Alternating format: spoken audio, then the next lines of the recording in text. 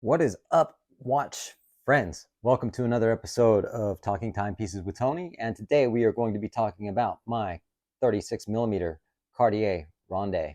So, without further ado, I hope you guys are all well. And let's roll the intro and we'll talk about it. You're watching Timepieces with Tony.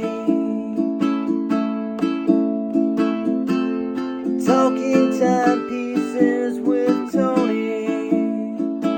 Hey. So, what's up? I just wanted to briefly talk about the Cartier Ronde 36mm and why I like it so much. And one of the things is when I buy a watch, sometimes I don't love it. Sometimes I love it and I want it. I get it home and I wear it for a while, and it just doesn't bond with you, right? And you kind of like, all right, well, just give it a try, and you keep trying, and it works or it doesn't work. And in this case, sometimes I'll buy a watch I'm not too sure about, and then eventually fall in love with it. And that's kind of what happened with this Cartier Ronde. My drawbacks when I purchased it is I don't usually like spending $3,000 on a quartz watch. You know what I mean? That was the first and foremost. I'm like, yeah, I don't know, dude. I'm always automatic, mechanical, whatever. Quartz, I have quartz watches, 500, $600 I'm cool with, but 3 grand, $2,700 or whatever. I don't know. But having said that, I bought it. And one of the coolest things is just knowing that it's just set it and forget it. It's one and done. And it's got the high autonomy quartz movement in it, which is a quartz movement. I don't know what the difference is really between that and a regular quartz movement. I am not a quartz movement expert. But the thing is why I bought it essentially is a few reasons. One, I do love vintage watches.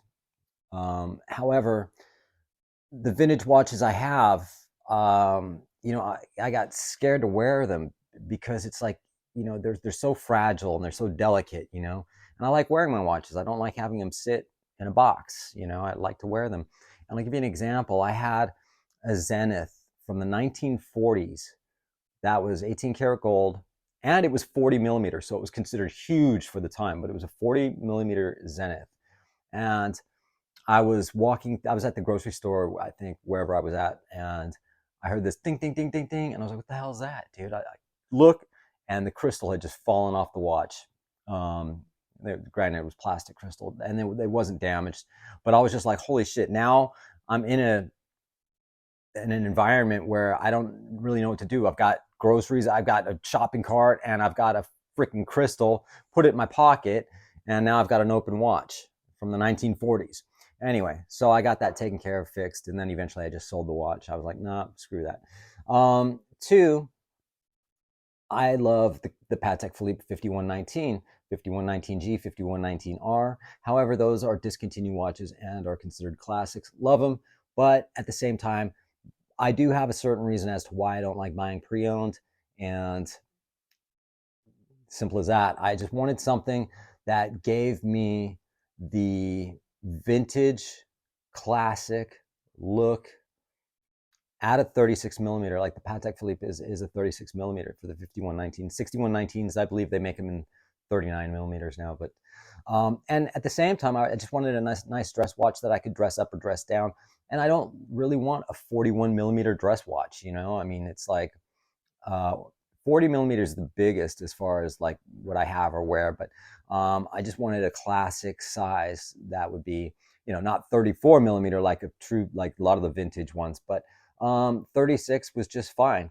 The beautiful thing again with this watch is it is a set it, forget it, and it's really like a modern day vintage classic watch.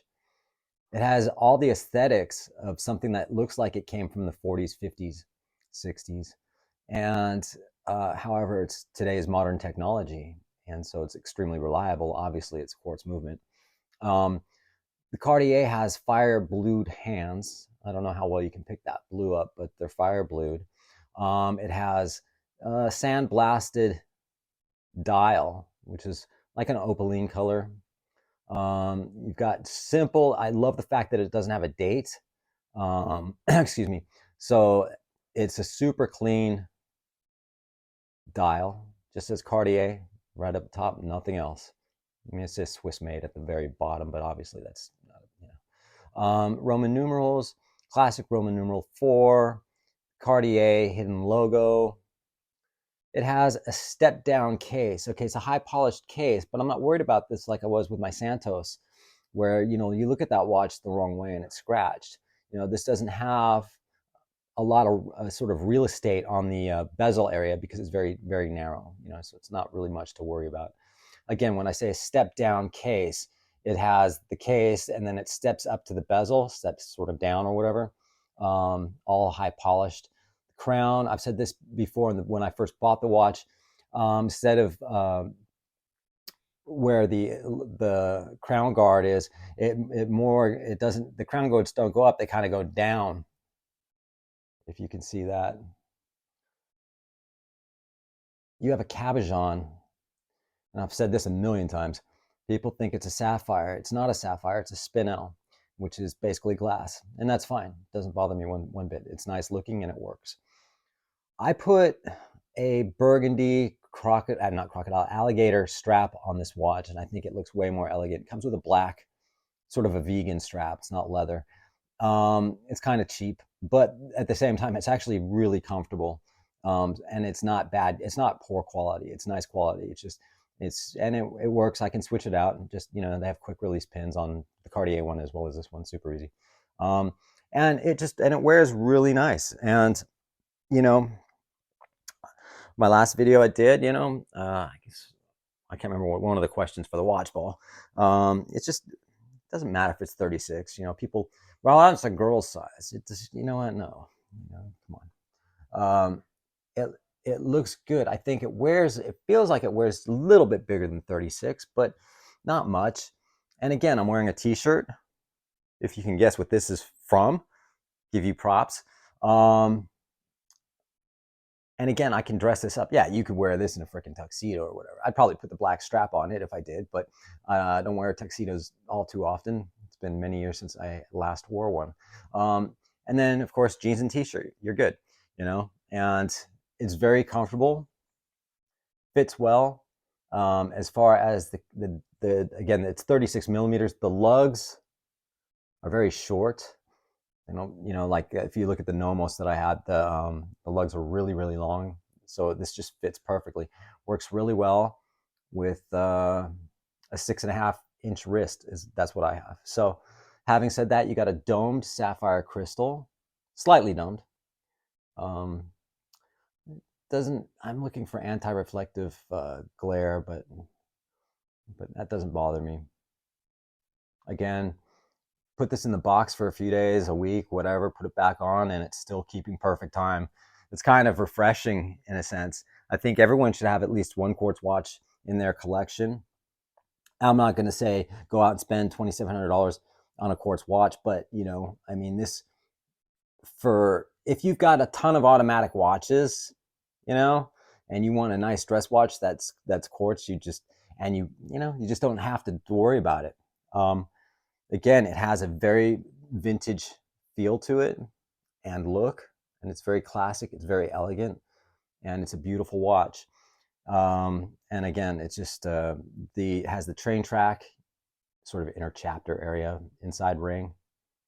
And on the very outside of it, it's not going to pick up on here, but they look like minute markers, but it's so fine you don't even notice that it's on the watch, and I don't believe that's what they are anyway. It just looks like that. But other than that, I highly recommend this watch. I think it's a beautiful watch. I think it's, again, elegant, and it's very, you know, it just works. And again, wear a t-shirt, jeans, whatever. That's what I do.